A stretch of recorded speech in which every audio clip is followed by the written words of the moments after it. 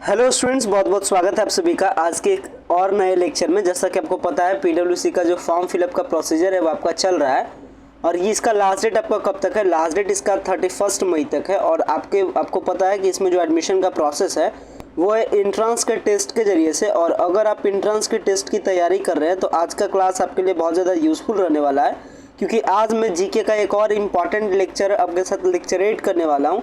और ये इम्पॉर्टेंट जो डिस्कशन है इससे हर साल क्वेश्चन आता है पीडब्ल्यूसी के टेस्ट में। और ये सेक्शन कौन सा है? ये सेक्शन आपका है हेडक्वार्टर से रिलेटेड, मतलब किसका कहाँ हेडक्वार्टर है। जैसे आपसे क्वेश्चन पूछता है कि बताइए भारतीय रिजर्व बैंक ऑफ इंडिया का हेडक्वार्टर कहाँ है, बताइए यूएनओ का हेडक्वार्टर कहाँ है। इस तरीके से आपको हेडक्वार्टर से रिलेटेड क्वेश्चन आपसे पूछे जाते हैं। तो आज के इस क्लास में हम लोग इम्पॉर्टेंट जो इंडियन जो ऑर्गेनाइजेशन है, यानी जो भारत की जो इम्पॉर्टेंट संस्थाएं हैं, सारे संस्थाओं के जो कह सकते हैं जो इनका हेडक्वार्टर्स है, हेडक्वार्टर से रिलेटेड बात करेंगे। मतलब इंडियन ऑर्गेनाइजेशन के हेडक्वार्टर से रिलेटेड बात करेंगे, साथ में इंटरनेशनल हेडक्वार्टर से भी बात करेंगे कि यूएनएसको का हेडक्वार्टर कहाँ है, यूएनओ का हेडक्वार्टर कहाँ है, वर्ल्ड बैंक ऑर्गेनाइजेशन का हेडक्वार्टर कहाँ है। इस तरीके से हेडक्वार्टर, इंटरनेशनल हेडक्वार्टर्स के भी बारे में बात करेंगे और साथ में नेशनल हेडक्वार्टर्स के भी बारे में बात करेंगे, क्योंकि आपके पीडब्ल्यूसी के टेस्ट में हर साल क्वेश्चन इस सेक्शन से देखा जाता है। तो हम लोग क्या करें, ताबड़तोड़ तैयारी करें अपने एंट्रेंस के टेस्ट के प्रिपरेशंस के लिए। तो अगर आपका जीके का पोर्शन है तो जीके का, अगर आप जीके की तैयारी करें या जीके अगर आपके पीडब्ल्यूसी के टेस्ट में जिस भी कोर्स की आप तैयारी करें और अगर आपको उसमें जीके पूछा जाता है तो जीके के लिए ये क्लास आपके लिए बहुत ज़्यादा इंपॉर्टेंट है। और आपके टेस्ट में तकरीबन 2 से 3 क्वेश्चन इस सेक्शन से आपको देखने को मिलता है। तो चलिए स्टार्ट करते हैं। और अगर अभी तक आपने हमारे क्लासेस को ज्वाइन नहीं किया तो आप क्लासेस को ज्वाइन कर सकते हैं। क्लासेस ज्वाइन करने के लिए आपको 9065179925 पर मैसेज करना है, ताकि जब मॉक टेस्ट चले तो आप मॉक टेस्ट की ताबड़तोड़ तैयारी कर सके। और मॉक टेस्ट के जरिए से कम आप 500 प्लस में आपको जो 500 प्लस जो इम्पॉर्टेंट जो आपका एमसीक्यू क्वेश्चन है, वैसे सारे एमसीक्यू क्वेश्चन कलेक्शंस को मैं आपको मेमोराइज करवा दूंगा, याद करवा दूंगा। तो ये आपके पीडब्ल्यूसी टेस्ट के लिए बहुत ज़्यादा बेनिफिशियल होगा।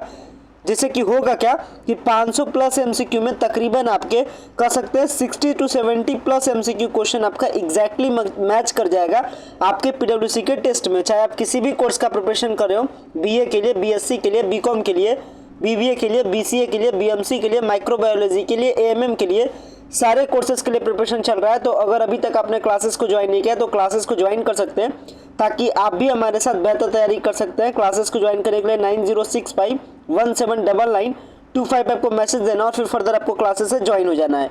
चलिए स्टार्ट करते हैं आज के इस क्लास को और देखते हैं कौन कौन से हेडक्वार्टर आपके लिए जाना ज़रूरी है।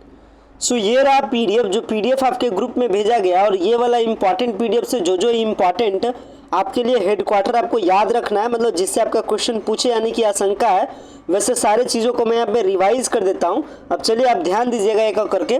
तो स्टार्ट करते हैं। जनरल नॉलेज का ये पेपर है और जनरल नॉलेज की इस पेपर में लोग बात करने वाले लिस्ट ऑफ इम्पॉर्टेंट ऑर्गेनाइजेशन के बारे में। यहाँ पे देखिए इधर के आपके कंटेंट में आपको बताया कि कब इसका स्थापना हुआ है और यहाँ है कि इसका हेडक्वार्टर क्या है। तो आपको थोड़ा सा याद रखना है स्थापना के भी बारे में कि कब किसका इस्टेब्लिशमेंट हुआ है और ये इसका हेडक्वार्टर इधर बता रहा है। चलिए स्टार्ट करते हैं। सबसे पहले आता है रिजर्व बैंक ऑफ इंडिया के बारे में। रिजर्व बैंक ऑफ इंडिया का स्थापना कब हुआ है? 1 अप्रैल 1935 को रिजर्व बैंक ऑफ इंडिया बना है और इसका हेडक्वार्टर का है मुंबई में। आगे बात करते हैं, याद रखिएगा नीति आयोग के बारे में। नीति आयोग बनती है 2015 में, 1 जनवरी 2015 में, और इसका हेडक्वार्टर क्या है? नई दिल्ली है, यानी न्यू दिल्ली है। आगे बात करते हैं इंपॉर्टेंट क्वेश्चन में।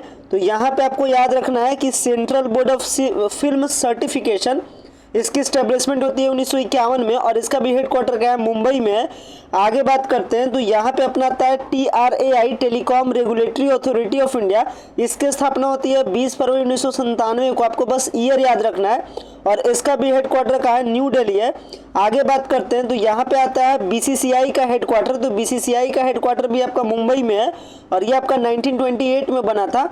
आगे बात करते हैं तो यहाँ पे आपका क्वेश्चन आता है, आगे के यहाँ पे क्वेश्चन आता है central board of direct tax. ये बना था 1924 में और इसका भी हेडक्वार्टर क्या है? न्यू दिल्ली है।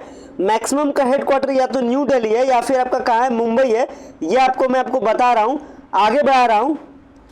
आगे देखिए आपको बता रहा हूँ। इसके बाद आपको याद रखना है central board of excise and custom, इसका भी हेडक्वार्टर कहाँ है? न्यू दिल्ली में। इसके बाद याद रखिएगा स्टेट बैंक ऑफ इंडिया कब बना था? 1955 में और इसका हेडक्वार्टर कहाँ है? स्टेट बैंक ऑफ इंडिया का मुंबई में।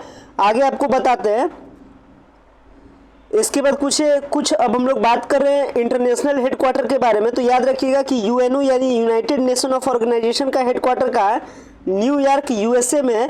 इसके बाद आपको बात करना है यूएनएससी का हेडक्वार्टर, याद रखिएगा यूनाइटेड नेशन सिक्योरिटी काउंसिल, इसका भी हेडक्वार्टर का है न्यूयॉर्क यूएसए में। इसके बाद आप याद रखिएगा आईएमएफ का हेडक्वार्टर का है यानी इंटरनेशनल मॉनेटरी फंड का हेडक्वार्टर का है वाशिंगटन डीसी यूनाइटेड स्टेट। इसके बाद देखिए ये मोस्ट इंपोर्टेंट क्वेश्चन है, डब्ल्यूएचओ का हेडक्वार्टर का है तो जेनेवा स्विट्जरलैंड में है। इसके बाद आपको याद रखना है डब्ल्यूटीओ का यानी वर्ल्ड ट्रेड ऑर्गेनाइजेशन का हेडक्वार्टर है तो ये कहाँ है, जेनेवा, ये भी स्विट्जरलैंड में। इसके बाद आपको याद रखना है यूनेस्को का हेडक्वार्टर कहाँ है यानी United Nation of Education Scientific and Cultural Organization, थोड़ा सा फुल फॉर्म पे भी ध्यान रखिएगा। तो ये अपना पेरिस फ्रांस में है। आगे बात करते हैं तो यहाँ पे याद रखिएगा कॉमनवेल्थ ऑफ नेशंस का हेडक्वार्टर का है लंदन यूनाइटेड किंगडम में है। इसके बाद याद रखिएगा नाटो का यानी नॉर्थ अटलांटिक ट्रीटी ऑर्गेनाइजेशन इसका फुल फॉर्म होता है, इसका आपका ब्रुसेल्स बेल्जियम में है। इसके बाद आपका आता है वर्ल्ड इकोनॉमिक फोरम का हेडक्वार्टर का है तो ये आपका कोलंगी जेनेवा स्विट्जरलैंड में है। इसके बाद नेक्स्ट में आपको याद रखना है कि United Nation of Development Programme यानी यूएनडीपी का हेडक्वार्टर का है तो ये कहाँ है, न्यूयॉर्क यूएसए में है। इसके बाद आपको याद रख तो यही सब कुछ इंपॉर्टेंट हेडक्वार्टर थे, ज़्यादा इंपॉर्टेंट हेडक्वार्टर नहीं, मैंने आपको 3-4-5 इंपॉर्टेंट हेडक्वार्टर बताया जिसके बारे में आप याद रखिएगा, जिससे कि क्वेश्चन आपसे पूछा जाएगा। कह सकते हैं ऑलमोस्ट 10 से 15 ही इंपॉर्टेंट हेडक्वार्टर है। और जब मैं मॉक टेस्ट जब करवाऊंगा इसका, जब मॉक टेस्ट में करवाऊंगा तो ये सारी चीज़ें क्या हो जाएगी, रिपीट हो जाएगी। इसलिए जो भी मैं आपको इस पीडीएफ से बताऊं इसका आप नोट्स तैयार कर लीजिएगा ताकि क्या हो सके जब आप मॉक टेस्ट में आपको करवाऊं तो आप इसको सही तरीके से मेमोराइज कर सके, पढ़ सके और मॉक टेस्ट में ज़्यादा से ज़्यादा सवालों को आप आंसर कर सके।